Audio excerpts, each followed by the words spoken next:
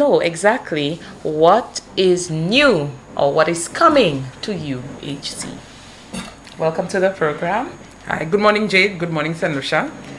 First of all, I want to talk a little bit about what we've been doing under maternal and child health services for universal health coverage, as well as the performance-based financing pilot project, before I speak about the new service that we have coming August 5th and forward.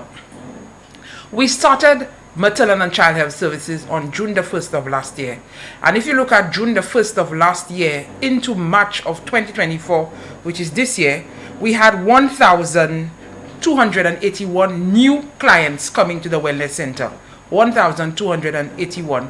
And if we compare this to the same period of the year prior, which is June of 2022 into March 31st of 2023, we had for that period a number of 951 new clients. So if you look at when we started maternal and child health compared to when we didn't have maternal and child health services of free ultrasounds and lab tests at the wellness center, you notice that we had an increase of 330 women, 330 additional new women, and that brings out to be about 74.23% increase of what we had in the prior year. Ultrasounds, we have 1,719 ultrasounds were done for pregnant women for that same period, and 1,375 pregnant women actually benefited from the lab tests that were being offered. Under PBF, just to let you know quickly, under PBF, we started, it's a public performance-based financing pilot project, which was implemented in 8 primary healthcare facilities under the PBF coordinator, Mr. Niam Jean-Baptiste. I felt it was necessary because that pilot project is assisting, or is the first pilot that will really assist the wider UHC umbrella. And out of the 8 facilities, which I'm going to mention quickly where we have that service, you're looking at Dennery Hospital, Richford Wellness Center, Monrepo, Deriso, Soufriere Hospital, Lafargue, La Flamingo, and Jacmel Wellness Center. At these 8 facilities for that period, which started in August of 2023, to March, the last day of March of 2024, we're looking at 1,033 clients benefiting from the diabetic and hypertension screening and treatment that is done under PBF. And these patients that get these services, they not only get what you call they only get screened, but they also get the opportunity to get treated. They also get the opportunity to get treated, get their free lab tests at the wellness center. So that is a good thing. They have expanded to 9 additional wellness centers, and these additional 9 wellness centers are Micoud Wellness Center, Tiroche Wellness Center, Delse, Montrouge, Etangs, Fosse-Jacques, Canaries, Ancillary, and Vanna. Now, to talk about the new technique, what we plan to do, the new service under universal health coverage right now, we've been doing pap smears at the wellness center for eons, a very long time. But right now we want to change the technique of the way in which we do pap smears. And that technique is about using liquid-based cytology. So we will do what you call cervical cancer screening and HPV testing using liquid-based cytology. Cervical cancer is a sexually transmitted disease, It is caused by the human papilloma virus, which can be spread and can affect the body during sex, During sex, you can actually pass it on to somebody else. And that's important. So we want persons to know that cervical cancer is caused by HPV, but it's not only transvaginal. People having oral sex, people having anal sex, of course, can get the HPV as well. So just to let persons know, some of the symptoms one will actually anticipate if you have cervical cancer. It doesn't mean every time you have these symptoms, it is cervical cancer. A physician will have to see you to diagnose you and to give you a true diagnosis of your illness. But some other symptoms include heavy vaginal bleeding, which can occur during your menstrual cycle. That can happen after intercourse, and some women, even after they reach the point of menopause, they may have some bleeding as well.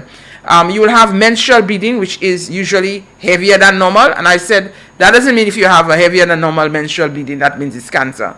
Okay, they have other reasons why you can have heavy menstrual bleeding. Watery and bloody, and if a watery and bloody discharge from the vagina, which has a very bad smell or it has a foul odor, and some women might complain of pelvic pain during sexual intercourse. I will also explain, as I mentioned, you can get it through anal sex as well. You can get it through oral sex. You can get cancer of the throat, where persons will complain about having bumps within their mouths, difficulty swallowing. If it goes to the throat, they can complain about coughing, etc., difficulty swallowing, weight loss. When it comes to the men will probably tell you they have what you call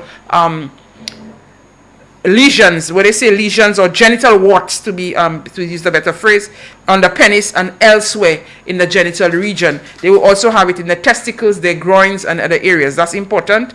The tongue, they can have in the tongue, the top of the mouth. And these are some of the things that you would see. It could be like bumps could be like a cauliflower. It may not hurt, but it could be very, it would not be something that is very nice to see. A bit, not so nice on the eyes and sightful. So just letting persons know that these are some of the symptoms. But the nice thing about all of this is cervical cancer, which I'm going to go back to, which is caused by the human papilloma virus, is one of the most preventable and treatable forms of cancer compared to other forms of cancer, as long as you can detect it very early and you do the necessary treatment. You treat it effectively.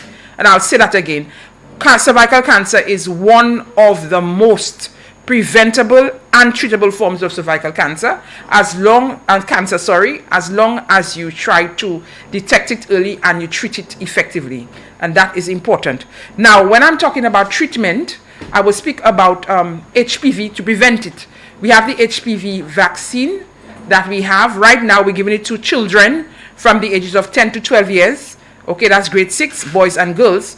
However, currently, the Ministry of Health, we have already started having discussions on ways in which we can increase the years in which somebody can have that particular vaccine. Okay, we're trying to push it up to 26 years, although we know that research is even showing that you can push it a bit higher up to 46. But we're trying because at the end of the day, having more vaccines for persons means more money. And therefore, you have to ensure that you properly plan.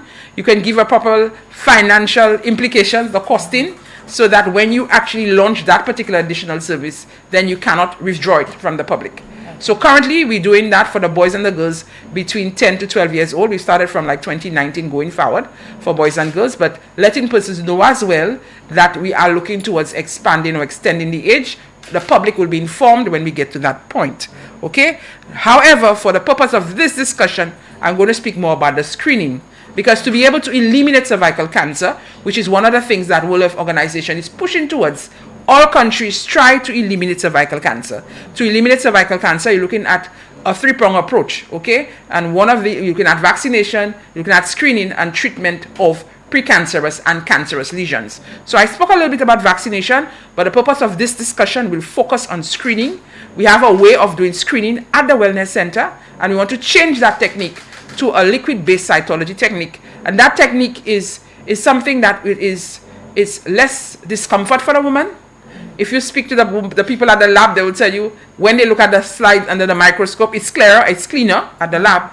But for us, when you look at overall for the women, you have to take into consideration, it will also allow us to know the strain of HPV which causes cervical cancer. So is that something that wouldn't have happened before? No. In the method we're using right now, we would not have been able to tell you the strain of HPV. Okay. In that new method, you would want to know the strain of HPV, okay, which some of them actually cause cervical cancer. Okay. And that technique will also allow you to know other types of STDs that exist. The other sexually transmitted diseases that you can get, chlamydia, trachomatis, syphilis, that you can probably get on that. So that is something that is very important. So that method will allow us to know so much more about cervical cancer, but also allows us to get to know the women that have the dangerous strain, and we'll be able to prevent them from moving to the point of getting to cancer. Okay. All right? So when the patients get their results from the lab, and we only have 2 labs in St. Lucia that are currently processing that samples. They have the machines. These are the two labs that have the machines. So we have engaged this, we will be engaging them, or we started working with them already, and that would be the Ezra Long Lab at Millennium Heights Medical Complex, and Lab Services and Consultation Limited, that's what we call Dr. King Lab, Right. we usually say, okay? And these labs are responsible for providing kits to the wellness centers. They'll provide kits to the wellness centers.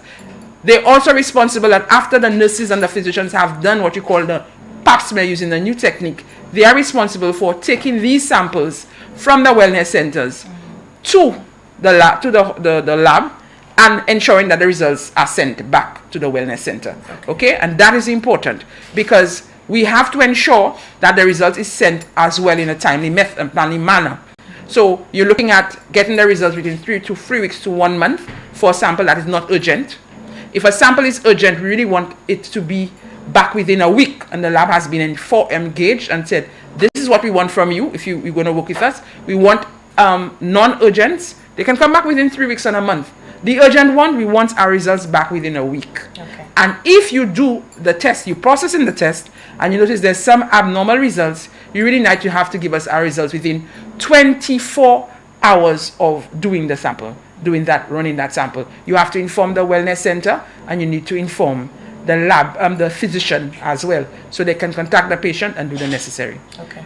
Patients with abnormal results, all the results come back to the wellness center, okay? Or to, and I would say wellness center now, but I'm also going to let persons know that we have also engaged St. Lucia Planned Parenthood, so that they too will be receiving the kits from the lab, okay, and they would not be charging, or they will not be charging for the test. I cannot tell you more about if they're going to charge for having the clinician do the procedure, but at least for the test itself, it will be under UHC. So I'm not going to talk too much about that. For St. Lucian Planned Parenthood, it's an organization that have their own method of running things, yeah? Right.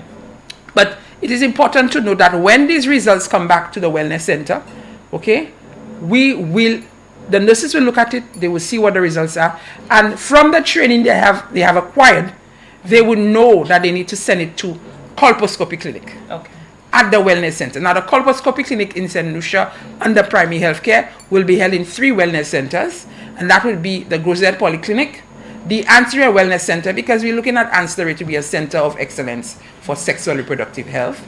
Okay. We're looking at Ancillary as well as Viewfort Wellness Center.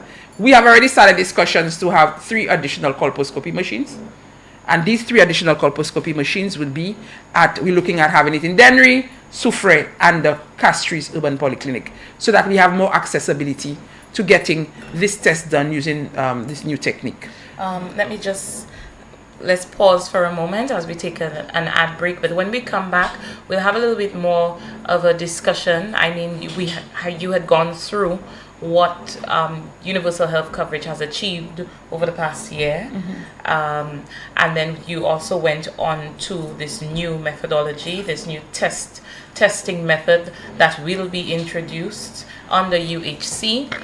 We will discuss a bit more on that. I'm sure that many people are interested. Like I said earlier, you had seen Dr. Lendor, who came here, Nurse Yasmina, so many different individuals who are involved in the process have come in on the show to brief you in depth about the process. What we are doing here today is to give you an overview. I know that many people are familiar with it because the communication has been going on for a few months now.